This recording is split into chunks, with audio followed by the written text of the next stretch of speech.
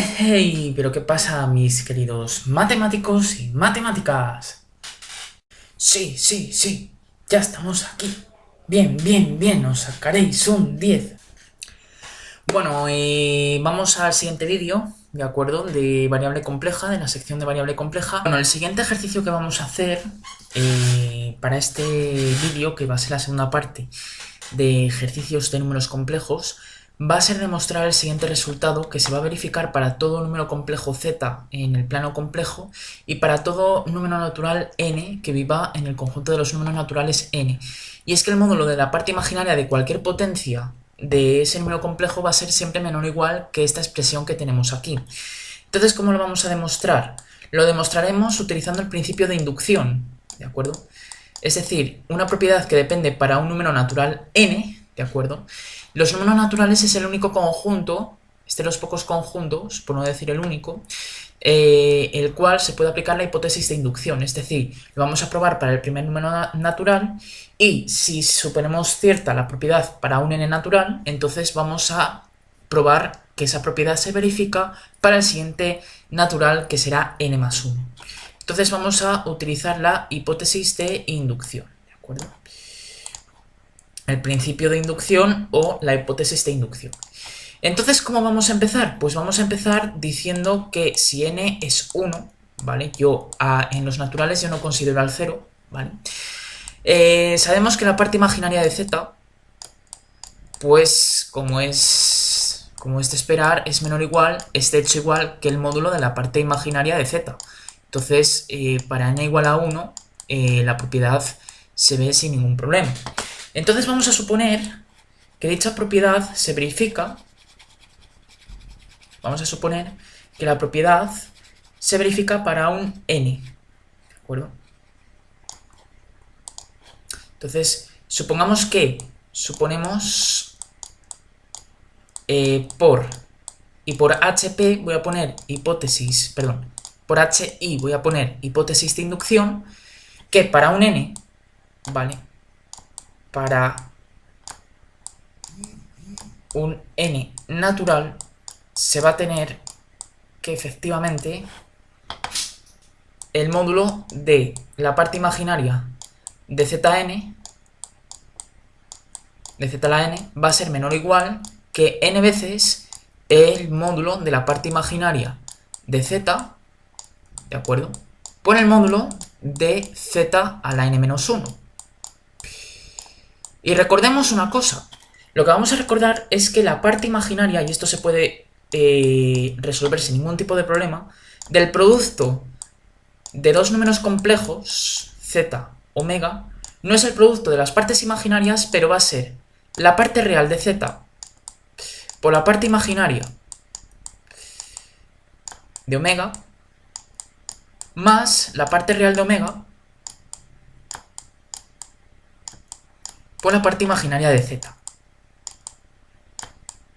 acuerdo? Y ahora lo que vamos a tener aquí va a ser lo siguiente.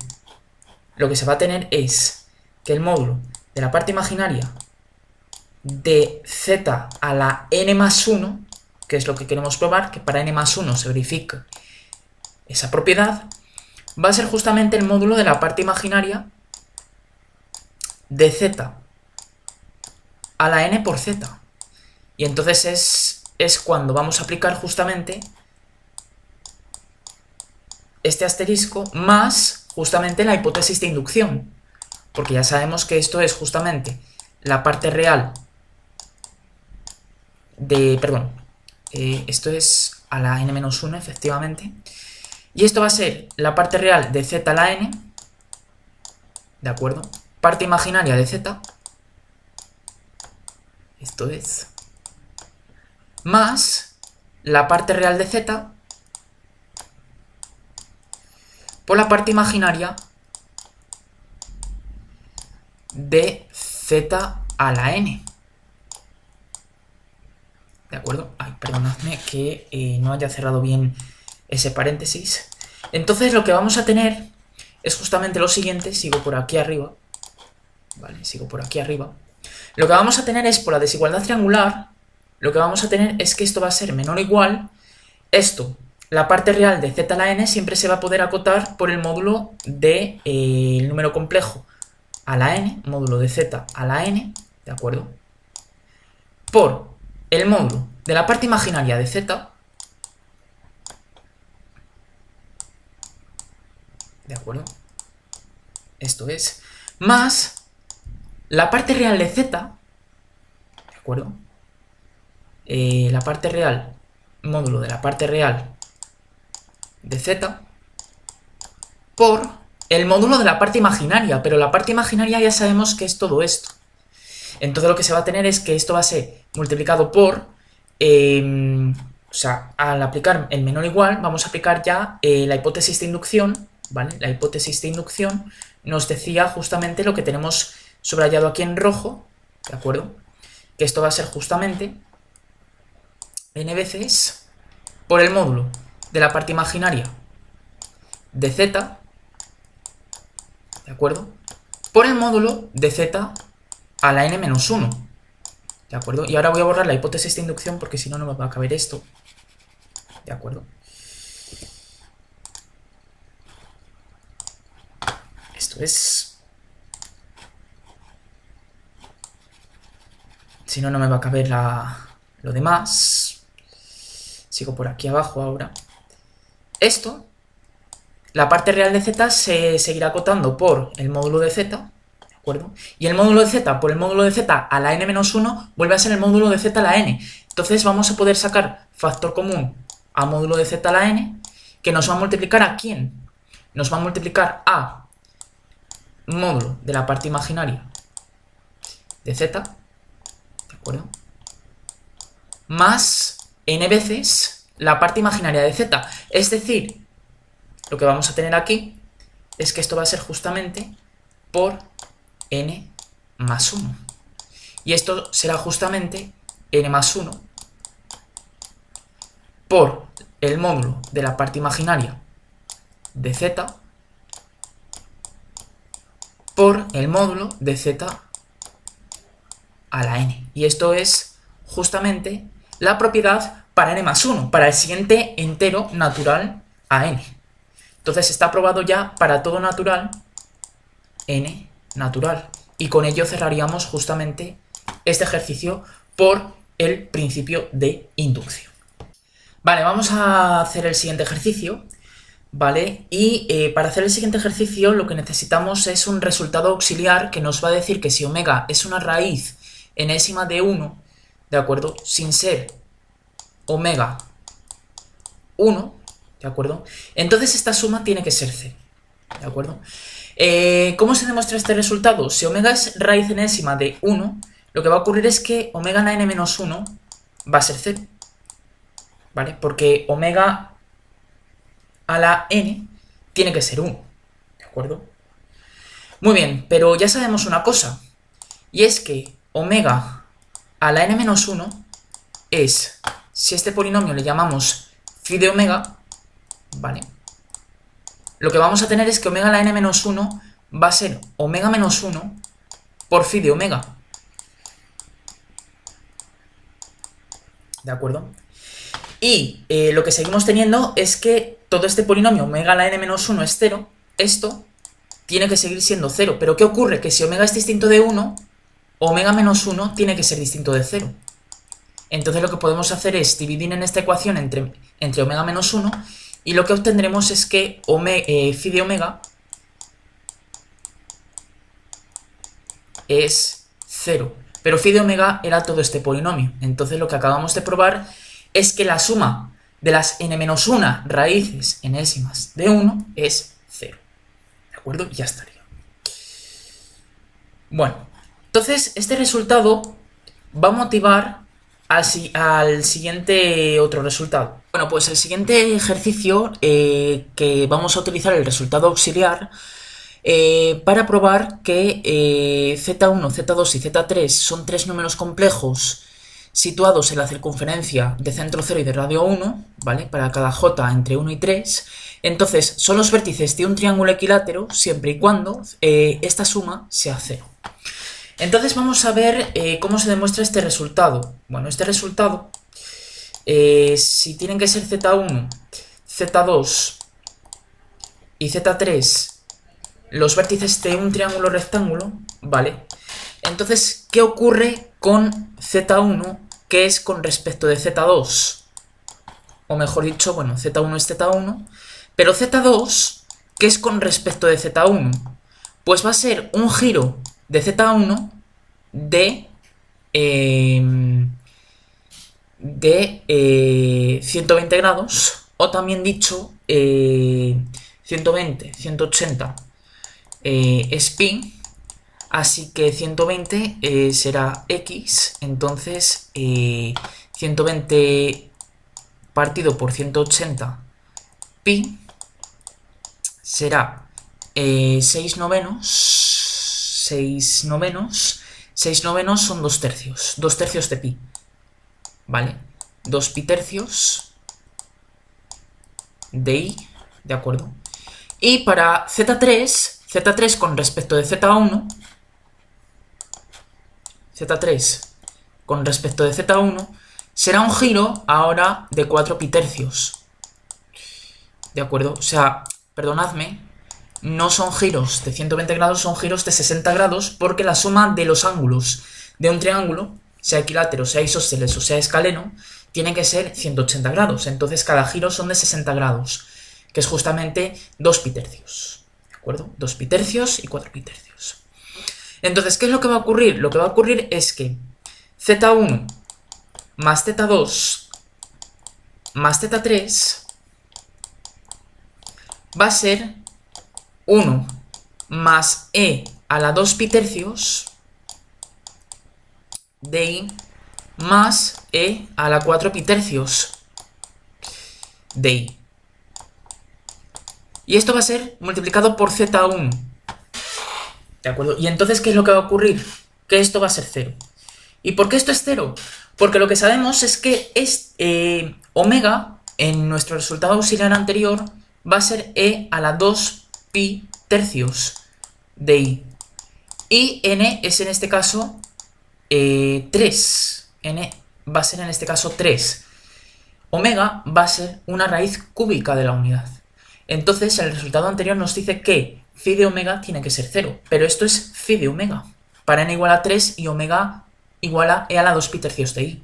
Luego la suma de 1 más la raíz cúbica de la unidad más el cuadrado de la raíz cúbica de la unidad tiene que ser 0, ¿vale? Y 0 por un número complejo tiene que ser 0. Entonces hemos visto ya una implicación y ahora vamos a ver la recíproca, ¿vale? Para ver la recíproca tenemos que ver ahora que si tenemos números complejos situados en la circunferencia unidad, es decir, de módulo 1, queremos ver qué son los vértices de ZJ verificándose, o sea, suponiendo que se verifica esta igualdad. Pero sabemos una cosa, si vemos que Z1 por Z2 por Z3 es alguno de los ZJs, perdón, es justamente 1, ¿vale? Es justamente 1, pues entonces habremos acabado, ¿de acuerdo? Habremos acabado. ¿Por qué? Porque va a ser justamente la definición de que ZJ sean los vértices de ese triángulo, ¿de acuerdo? Z al cubo es 1. Si representamos todas las soluciones de esta ecuación, nos quedarán justamente los vértices de un polígono de 3 lados, un polígono regular de 3 lados, en este caso de un triángulo. Entonces lo que vamos a tener es, ya sabemos que Z cubo, todo polinomio de segundo grado, por las fórmulas de Cardano-Vieta, se escribe como z cuadrado menos z1 más z2 más z3, bueno, de grado 3, porque tiene 3 soluciones, ¿de acuerdo? Esto será z cuadrado más z1, z2, los productos cruzados, ¿vale? Más z1, z3 más z2, z3. Esto tiene que ser por z más, y voy a seguir aquí arriba, ¿de acuerdo? Bueno, voy a seguir aquí abajo. Z1, Z2, Z3 ¿de acuerdo? Esto, este resultado, pues, esto será un polinomio p de z cualquiera, ¿de acuerdo? Esto es. Ahora, ¿qué va a ocurrir? Lo que va a ocurrir es que vamos a aplicar la hipótesis de que los módulos de cada uno de los complejos sea cero, incluido con la hipótesis que acabo de borrar, que esta suma se haga cero. ¿De acuerdo? Entonces esto es.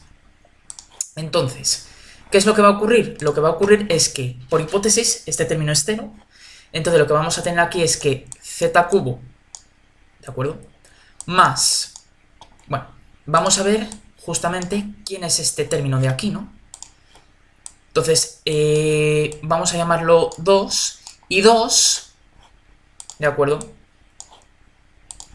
2 va a ser igual a z1, z2, y ahora voy a poner z3 conjugado, porque esto va a ser el módulo al cuadrado de z3, que ya sabemos que es 1, más z1, z2, bueno, z1, z2, z2 conjugado, z3, porque ya sabemos que el módulo al cuadrado de z2 es 1, de nuevo porque está en la circunferencia unidad, más z1 conjugado, de nuevo porque está en la circunferencia unidad, por z2 por z3, ¿de acuerdo? Y luego esto lo tenemos que sumar también, bueno, y esto será justamente, si sacamos factor común a z1 más z2 más z3, que lo podemos hacer, ¿por qué? Porque ahora lo que vamos a sacar factor común es a z1 por z2 por z3, esto será en conjugado, ¿vale? Que esto será z1 por z2 por z3, ¿de acuerdo? La suma de conjugados es el conjugado de la suma, entonces esto vuelve a ser 0, porque el conjugado de 0 es 0, y por hipótesis sabíamos que esta suma era 0, y el conjugado de 0, al ser un número real, es 0. Entonces, este término también desaparece, ¿de acuerdo? Y entonces, ¿qué es lo que va a ocurrir? Lo que va a ocurrir es que efectivamente, voy a borrar aquí arriba, lo que va a ocurrir es que efectivamente z cubo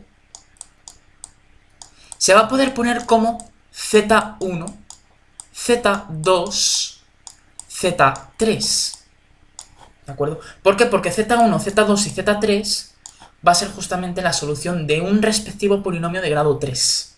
Y entonces lo que va a ocurrir es que z3 se escribe de esta forma, es decir, los zj son vértices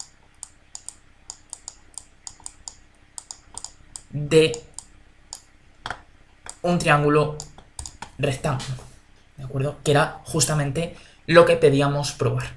Bueno, pues hasta aquí la segunda parte de ejercicios de números complejos.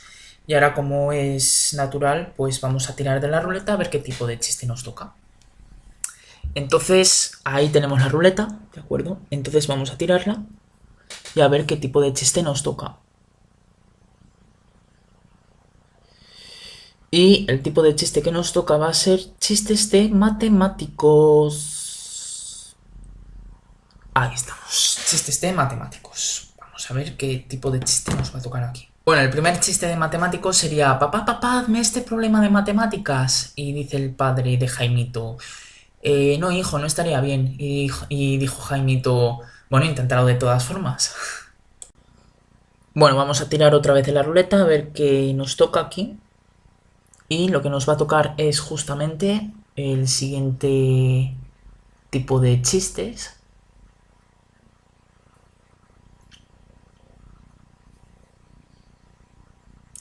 Que va a ser chistes otra vez de matemáticas. Vale, pues vamos a ver qué tipo de chistes tenemos por aquí. Bueno, a esto de que están hablando hay dos matemáticos y uno le dice al otro: oye, ¿tú crees en Dios? Y dice el otro matemático: sí, salvo isomorfismos. Bueno, pues ya acabamos de cerrar esta segunda parte de ejercicios, y la tercera y última parte será de series de números complejos, Y al día siguiente, mañana, subiré un problema que me habéis pasado, ¿de acuerdo? Acerca de integración de caminos, que será el siguiente tema que veamos ahora, ¿de acuerdo? Todas las dudas que tengáis, mandádmelas, por favor, en la caja de comentarios o para que lo vayamos resolviendo.